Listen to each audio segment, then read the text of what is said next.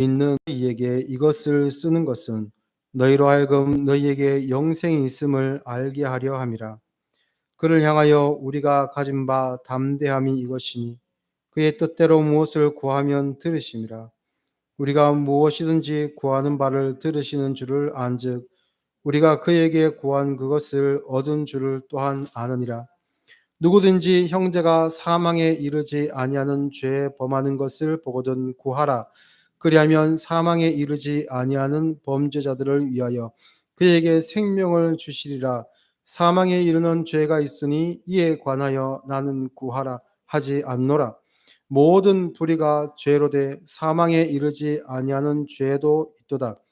하나님께로부터 난 자는 다 범죄하지 아니하는 줄을 우리가 아노라. 하나님께로부터 나신 자가 그를 지키심에 악한 자가 그를 만지지도 못하느니라. 또 아는 것은 우리는 하나님께 속하고 온 세상은 악한 자 안에 처한 것이며, 또 아는 것은 하나님의 아들이 이르러 우리에게 지각을 주사 우리로 참된 자를 알게 하신 것과, 또한 우리가 참된 자 곧 그의 아들 예수 그리스도 안에 있는 것이니 그는 참 하나님이시요 영생이시라. 자녀들아 너희 자신을 지켜 우상에서 멀리하라. 아멘. 요한의 첫 번째 서신의 마지막 시간입니다. 우리가 요한의 서신을 살펴보면서 여러 번 우리가 나눴던 이야기가 무엇이냐면, 이 편지글은 사랑하는 성도들에게 쓰였던 글이라는 겁니다. 애정이나 감정이 완전히 배제된 그 법전과 같은 심정으로 이 요한의 서신을 읽어서는 안 되고, 사랑을 가득 담은, 마치 나의 그 혈육과 같은 사람들로부터 애정이 가득 담긴 그러한 서신으로 우리는 받아들여야 됩니다. 그 서신의 마지막 부분은 이렇게 합니다. 13절 말씀 보면, 내가 하나님의 아들의 이름을 믿는 너희에게 이것을 쓰는 것은, 이미 구원 얻은 백성들에게 주시는 것이죠. 너희로 하여금 너희에게 영생이 있음을 알게 하려 함이라 라고 합니다. 이미 영생을 얻은 자들, 즉 하나님의 자녀들에게 주어지는 말씀입니다. 그런 부분들을 우리가 기본적으로 깔고 이 말씀에 우리가 이제 좀 접근을 해야 됩니다. 그런데 오늘 말씀에 보면 이상하게 그동안 사랑을 이야기하고 사랑의 계명, 또 서로 사랑하라는 계명을 주었던 요한 사도가 마지막 부분에 조금 낯선 그러한 표현을 씁니다. 그것은 바로 사망에 이르는 죄와 사망에 이르지 아니하는 죄입니다. 그러니까 이 부분을 우리가 좀 정리를 잘하고 넘어가야 마지막 부분, 그러니까 요한 1서의 마지막 부분을 잘 매듭 지을 수 있습니다. 이 사망에 이르는 죄에 대해서 우리가 살펴볼 건데요. 우리가 먼저 성경을 한번 찾아보겠습니다. 히브리서 6장입니다. 신약성경 히브리서 6장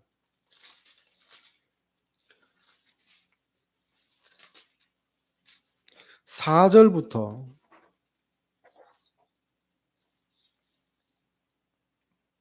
6절까지를 한번 보겠습니다. 신약성경 357페이지 히브리서 6장 4절부터 6절까지입니다. 제가 읽겠습니다. 한번 빛을 받고 하늘의 은사를 맛보고 성령에 참여한 바 되고 하나님의 선한 말씀과 내세의 능력을 맛보고도 타락한 자들은 다시 새롭게 하여 회개하게 할 수 없나니, 이는 그들이 하나님의 아들을 다시 십자가에 못 박아 드러내놓고 욕되게 함이라. 자, 여기 보면 용서받지 못할 죄에 대한 언급이 있습니다. 어떤 사람인가 하면 한번 빛을 받았다, 그리고 하나님의 은사를 맛보았고 성령에 참여한 바가 되었고 하나님의 선한 말씀과 내세의 능력을 맛보았다라고 합니다. 그럼 여기서 맛보았다라는 것은 어떤 의미냐면, 하나님의 자녀가 되고 온전히 믿음을 고백하고 신앙 고백을 온전히 하고, 그래서 이 믿음의 공동체 안에 들어오게 되어서 하나님의 자녀가 되었는데도 그가 만약 자기 의지로 하나님을 부인하거나 세상으로 돌아가게 되면 그 사람은 하나님을 배반했는 사람이니 절대 용서를 받지 못할 것이다 라는 말씀처럼 느껴집니다. 그렇죠. 근데 실상 이 히브리서가 인제 쓰여지고 전해질 때의 분위기를 우리가 조금 알아야 되는데요. 이 히브리서는 말 그대로 히브리인들, 유대인들을 위해 쓰여진 그 서신입니다. 작자는 정확히 미상이지만 아마도 바울일 것이라고 인제 예측은 하고 있는데요. 근데 이 히브리서가 쓰인 목적을 보면 당시 예수님을 믿는 사람들이 당해야 했던 고난으로 인해서, 시험과 고난 또한 미혹으로 인해서 믿는 사람들이 그 신앙의 길을 포기하고 세상으로 돌아가는 일들이 많았습니다. 그래서 신앙생활하면서 힘든 일을 겪고 있는 사람들을 격려하고 위로하고 그들에게 힘을 주기 위해서 이 히브리서가 인제 쓰여졌거든요. 그런 배경 아래에서 보면 어떻게 이 부분을 이해할 수 있냐면, 자 보십시오. 힘듦에도 불구하고 어렵고 고난이 있음에도 불구하고 신앙을 지키고 아직까지 복음의 테두리 안에 남아 있는 사람들, 그들이 예전에 생각할 때 우리의 형제 자매라고 여겼던 자들이 교회를 떠나는 일들이 있지 않습니까? 그것을 바라보아야 됩니다. 고난 중에 있으면서 세상으로 돌아간 사람들, 이 핍박을 피해서 하나님을 버린 사람들을 지켜보아야 되는 이 성도의 입장을 어떻게 우리가 이해해야 되는가? 그들의 심령을, 그들의 심정을 어떻게 위로하고 격려할 수 있는가? 그랬을 때 이 히브리서 저자는 이런 판단을 했던 것이죠. 그들은 하나님의 뭐 복음이나 그 복음의 성령의 은혜 이러한 바들을 맛만 보았다. 여기서 맛만 보았다는 것은 먹었다는 것이 아니고요. 취하였다는 것이 아니고 온전히 그 복음에 대한 설명은 있었고 이해가 있었고 가르침이 있었음에도 불구하고 무엇이 복음인지, 누가 예수님인지, 그리고 십자가의 그리스도가 구주시다는 것을 그들이 알았음에도 불구하고 나는 그 길을 못 가겠어요라고 돌아선 자들입니다. 그러니 복음이 무엇인지 알매도 불구하고, 온전히 알매도 불구하고 하나님을 부인한 자들, 그들을 일컫는 것이거든요. 그러면 이것은 가르친 자의 잘못이 아닙니다. 그것을 받았음에도 불구하고 거부하고 부인한 사람의 잘못이지요. 그러니 그들은 원래부터 택함 받지 않았던 백성이라는 겁니다. 이성적으로 복음을 이해하고 설득할 수 있는 부분이 아니라 하나님의 택하심을 받고 성령의 은혜가 있어야지만이 그가 믿음을 고백하고 그 하나님의 자녀라는 그 테두리 안으로 들어올 수 있는데에 그것이 없었던 사람들이다라는 겁니다. 그러니 그들을 바라보며 시험에 들거나 넘어지거나 어려워하지 말고 너의 갈 길을 가라. 신앙생활은 믿음을 고백하는 것으로부터 끝나는 것이 아니고 거기가 종착역이 아니고 이제로부터 시작해서 계속해서 신앙생활을 해 나가는 것이고 예수 그리스도를 따르는 그런 삶을 살아가야 된다. 그 앞길에 고난이 있어서 힘들지라도, 심지어는 우리와 같이 가고 있었던 사람들조차도 그중에서도 예수님을 부인하고 떠난 사람이 있을지라도 그들로 인하여 동요되지 말고 너는 너의 길을 예수 그리스도를 따라 가라라는 권면이 이 안에 있는 겁니다. 그래서 이 한 번 빚을 받고 하늘의 은사를 맛보고 성령에 참여한 바 되었고 그리고 하나님의 선한 말씀과 내세의 능력을 맛보고도 세상으로 돌아간 자들, 그들은 용서받을 수 없다는 것은 어떤 의미냐면 그것이 이만큼 크기 때문에 나는 절대 용서하지 않을 거야라는 하나님의 편협한 마음, 한 번 배신한 자는 또 배신할 거야라는 그러한 복수심에 가득 찬 그러한 마음의 하나님이 아니고요. 저들은 하나님의 은혜 밖에 있었던 자들이다. 너희들은 요한의 서신에 의하면 너희들은 하나님의 은혜가 그 안에 이미 있는 자들로서 너희가 가진 것을 깨닫기를 원하고 알기 원한다라고 했던 것처럼 히브리서의 기자 역시 너희들 안에 있는 생명의 역사를 놓치지 마라. 그 이야기를 하고 있는 것이죠. 그래서 이 하나님께서 이런 부분들, 그러니까 우리에게 어떻게 죄가 역사하고 어떻게 구원이 하나님 앞에 은혜로 이루어지고 이런 부분들을 우리에게 가르쳐 주셨는데 우리는 그것을 믿음으로 받아들입니다. 믿음으로 받아들입니다. 그러나 이성적으로 깨어 있는 사람이라고 하면서도, 세상적으로 지혜가 있는 사람이라고 하면서도 우리가 충분히 하나님의 예수 그리스도의 복음을 설명하고 가르쳐 주었는데도 불구하고, 복음을 명확하게 제시했는데도 불구하고 그들의 이성으로 이것을 반대하는 것을 보았을 때 참으로 하나님의 구원의 역사는 사람의 지혜에서 나는 것이 아니구나, 이런 것도 또한 깨닫게 됩니다. 그리고 사하심을 받지 못하는 죄에 대해서 이야기할 때 또 대표적으로 거론되는 성경 구절이 있습니다. 그것은 마태복음 12장인데요. 마태복음 12장에 보면 그 귀신 들려서 눈 멀고 말 못하는 사람을 예수님 앞에 사람들이 데리고 옵니다. 그때 예수님께서 그 말 못하고 눈 먼 사람을 고쳐 주시는데요. 그것을 무리가 이렇게 쳐다보다가 우와, 귀신을 쫓아내는 권세가 저에게 있는 것을 보니 저가 정말 예언된 다윗의 자손이 아니냐라는 이야기들을 사람들이 합니다.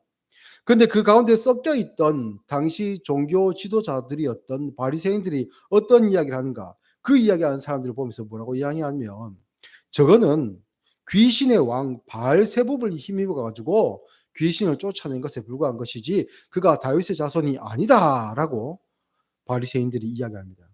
그때 예수님께서 그들의 생각을 아시고 이렇게 말씀하시는데요. 스스로 분쟁하는 나라마다 황폐하여질 것이요 스스로 분쟁하는 동네마다 동네나 집마다 서지 못하리라. 만일 사탄이 사탄을 쫓아내면 스스로 분쟁하는 것이니 그리하고야 어떻게 그의 나라가 서겠느냐. 또 내가 바알세붑을 힘입어 귀신을 쫓아내면 너희의 아들들은 누구를 힘입어 쫓아내느냐. 그러므로 그들이 너희의 재판관이 되리라. 그러나 내가 하나님의 성령을 힘입어 귀신을 쫓아내면 내는 것이면 하나님의 나라가 이미 너희에게 임하였느니라. 여기서 예수님이 귀신을 쫓아내신 사역이 어떤 의미인지를 말씀하십니다. 귀신이 지배하고 있던 세상 가운데 참 하나님께서 임하시고 그러므로 말미암아 귀신이 그 나라에서 쫓겨나는 겁니다. 진짜 주인이 오자, 참 세상의 주인이 오자 그 세상을 잠시 다스리고 있고 지배하는 것처럼 보였던 귀신이 떠나가는 겁니다. 원래 주인을 세상이 찾는 것이죠.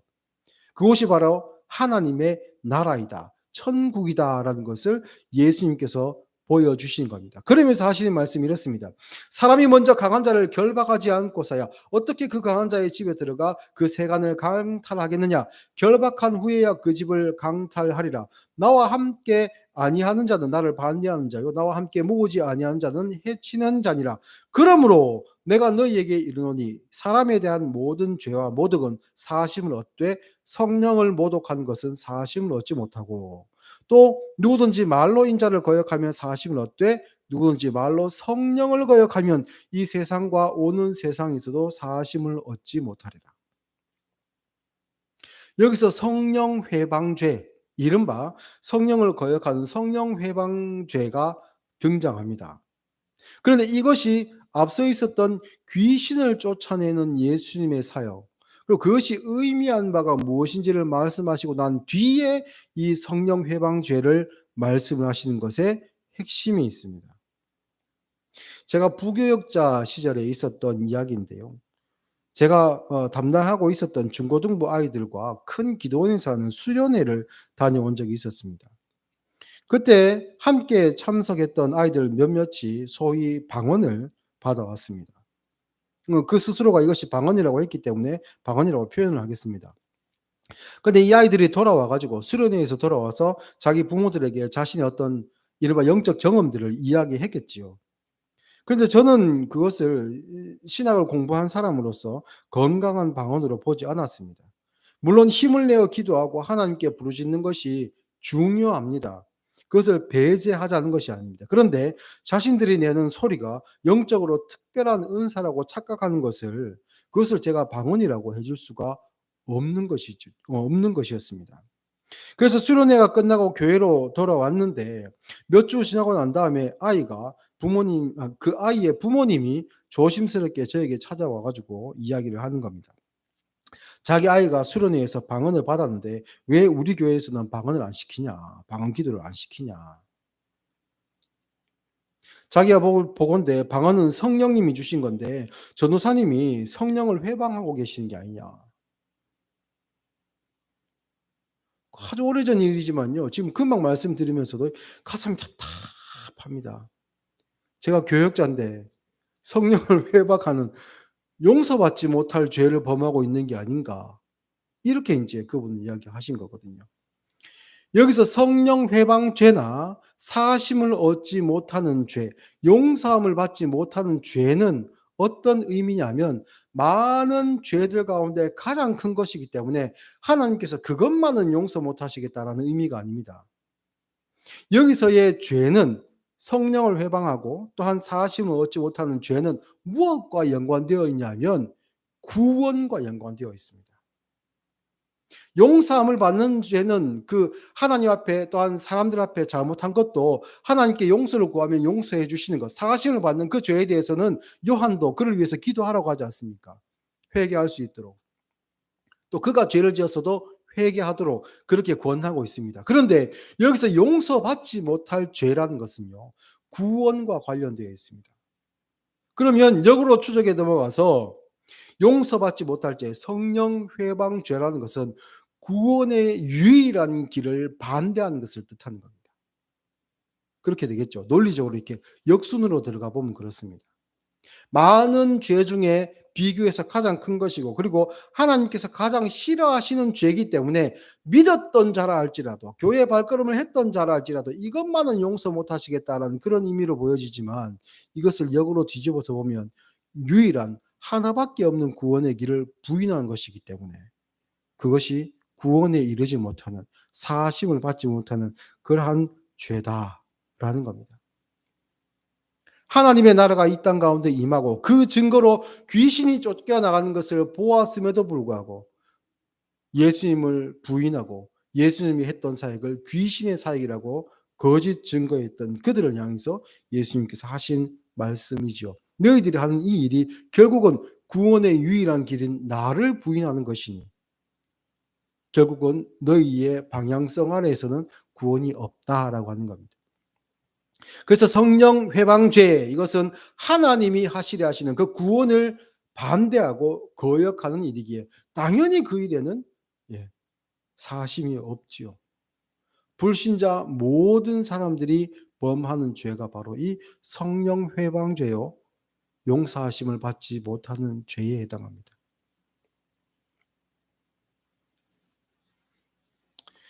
요한일서 5장에 언급된 사망에 이르는 죄는 목록이 따로 있는 게 아닙니다. 요한일서 1장을 다시 한번 보겠습니다. 요한일서 1장 9절 말씀에 보면 9절과 10절 말씀을 제가 읽어드리겠습니다. 만일 우리가 죄를 자백하면 그는 미쁘시고 이로우사 우리 죄를 사하시며 우리를 모든 불의에서 깨끗하게 하실 것이요 만일 우리가 범죄하지 아니하였다 하면 하나님을 거짓말하는 자로 이로 만드는 것이니 또한 그의 말씀이 우리 속에 있지 아니하리라. 자, 첫 번째 죄는 어떤 죄겠습니까? 용서함을 받을 수 있는 죄. 단순히 잘못한 것. 그리고 옳은 것이 무엇이고 유일한 구원의 길이 무엇인지 인정하고 하나님 앞에 나아오는 자들. 그들은 이 9절 말씀에 해당하고요. 10절 말씀, 우리가 범죄하지 아니하였고, 이것은 어떤 뜻이냐면 우리 스스로의 의를 우리가 채웠습니다. 하나님. 이 정도는 훌륭하고 이 정도면 하나님 앞에 구원받을 수 있고 이 정도면 죄의 형벌을 받지 않아도 될 그러한 수준입니다라고 하나님 앞에 자부하는 자들. 그들은 하나님을 거짓말하는 사람으로 하는 자로 만든 자들이다. 하나님이 거짓말하시는 하나님이시냐? 아니지 않느냐? 그러니 그 안에는 하나님의 말씀이 있지 않다. 구원을 받지 못한 사람이다. 라고 말씀하고 이 요한 1서의 내용을 쭉 이어왔습니다. 그리고 마지막에 사망에 이르는 죄, 또한 사망에 이르지 아니하는 죄에 대해서 정리를 하고 있는 것이죠. 다행히 이 부분에 대한 오해가 없도록 한번 다시 콕 짚어줍니다. 마지막 21절을 한번 보시면요. 요한 1서 5장 21절 말씀이 어떻게 마무리되냐면 자녀들아 너희 자신을 지켜 우상에게서 멀리하라. 느닷없이 이 우상 숭배를 금하는 말씀이 등장합니다. 사실 우상은 어떤 존재인가? 우상은 각자 다양한 모습으로 존재합니다. 그렇죠.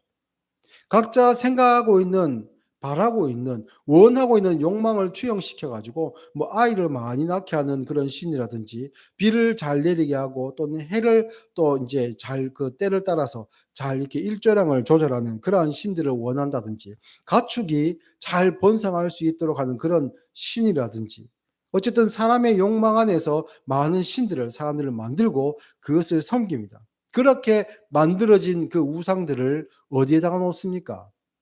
하나님의 자리에, 거기에 놓습니다.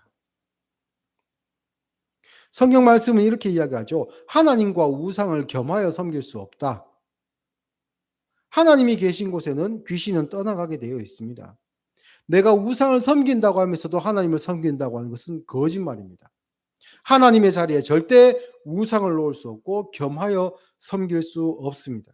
그런데 많은 사람들이 구원의 길을 이야기할 때 유일한 길인 예수 그리스도를 믿는 그 믿음으로 말미암은 길을 이야기하지 않고, 그것 말고 다른 것도 있다고 은근슬쩍 이야기하는 사람들, 그것 말고 이 사람이 이야기하는 바를 들어야 한다고 이야기하는 사람들, 예수 그리스도를 따르는 그 십자가의 길 말고 다른 길도 있다고 이야기하는 사람들, 그들의 가르침에 귀를 기울이고 그 가르침에 따라가는 것은 마치 하나님의 자리에 우상을 갖다 놓는 것과 똑같다.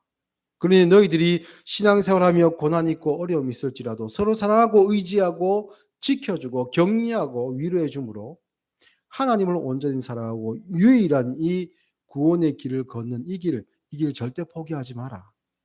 그 이야기를 하며 이 서신을 마무리하고 있는 겁니다. 사실 오늘날을 살아가고 있는 우리들은 완료된 신약 성경이 있습니다. 정경으로 정리된 신약 성경까지 구약의 설명서라 할 수 있는, 해설서의 완성본이라고 할 수 있는 이 온전한 성경이 있습니다. 그리고 우리의 신앙의 선배들이 수많은 세월 동안 싸워서 정립해낸 그러한 신앙 고백, 요리문답들, 이러한 부분들이 우리에게 유산으로 잘 물려받아져 있습니다. 그러니까 당시를 한번 생각해 보십시오. 당시에는 신약 성경이 아직 정립되지 않았을 때입니다. 사도들의 글과 그들의 제자들의 글이 이렇게 이제 또 오고 가며 입과 입으로 복음이 전해지고 있었고, 그리고 심지어는 기존의 유대인들의 신앙이 계속해서, 그들의 신앙 고백이 계속해서 이 교회로 침투되므로 교회 안에 있던 사람들도 이전에 자신들이 익숙한 유대교로 돌아가는 일들이 너무 빈번했거든요. 헬라인들도 마찬가지였습니다. 그들의 종교로, 우상 숭배 신앙으로 언제든지 돌아갈 수 있는 일들이 너무 많았거든요. 그래서 사도들과 이 교회 지도자들의 그 마음이, 한번 복음이 잘 제시되고 교회 안으로 온 사람들이 이들이 끝까지 복음의 길을 갈 수 있도록 애쓰며 몸부림치며 눈물로 기도하던 그 심정이 이 요한의 서신에 고스란히 녹아 있는 것이죠. 그 마음이 이 말씀을 통해 우리에게도 전해지기를 소원합니다. 그리고 그 마음은, 그 요한의 사랑의 마음은 저와 여러분을, 또한 요한을 사랑하신 하나님의 사랑의 마음이신 줄 꼭 기억하고, 우리에게 가장 좋은 것을 주시는 하나님, 유일한 구원의 길로 인도하시는 하나님, 그 사랑의 하나님의 손에 붙들려 이 생명의 길을 끝까지 가실 수 있는 우리 모든 성도님들 되실 수 있기를 예수님의 이름으로 축복합니다. 기도하겠습니다.